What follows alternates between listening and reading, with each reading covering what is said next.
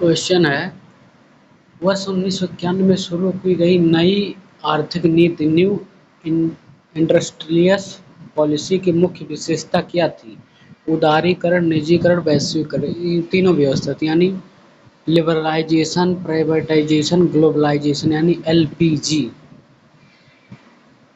चूँकि जो है 1885 तक भारत में संतुलन की समस्या होने लगी थी, सरकार का खर्च बढ़ रहा था और आय कम थी, ठीक, जिससे अब भारत को ऋण भी नहीं मिल रहा था और केवल 15 दिन का पैसा बचा था, ठीक।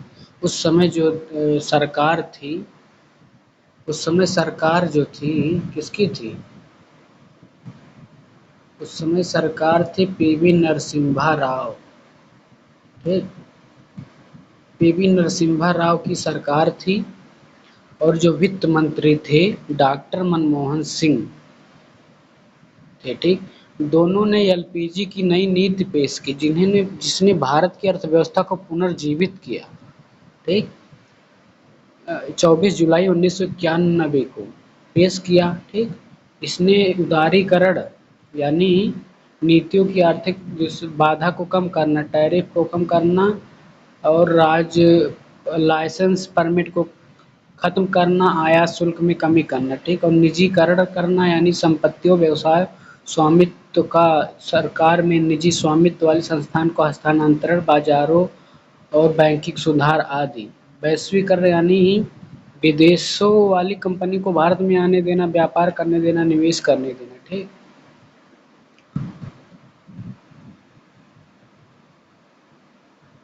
और जो है इससे जो है भारत की जीडीपी अच्छी होने लगी और इसकी नई विशेषताएं जो थी भारतीय औद्योगिक नीति की, डी लाइसेंसिंग, मतलब सरकार ने लाइसेंसिंग की व्यवस्था को समाप्त कर दिया। वर्तमान में केवल 4 उद्योग हैं जहां लाइसेंस चाहिए, जैसे इलेक्ट्रॉनिक, स्पेस उद्योग, रक्षा उपकरण, खतरनाक रसायन, विस्फोटक में तंबाकू, सिगार, सिगरेट और निर्मित तंबाकू में चाहिए लाइसेंस। 4 उद्योग हैं, ठीक, केवल।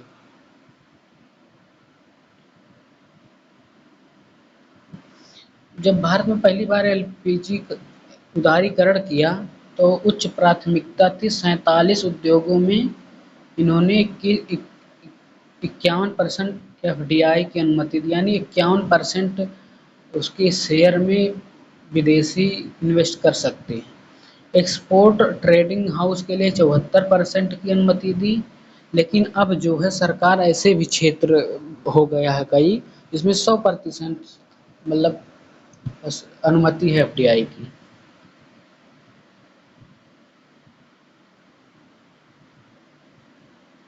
ठीक। डिपेम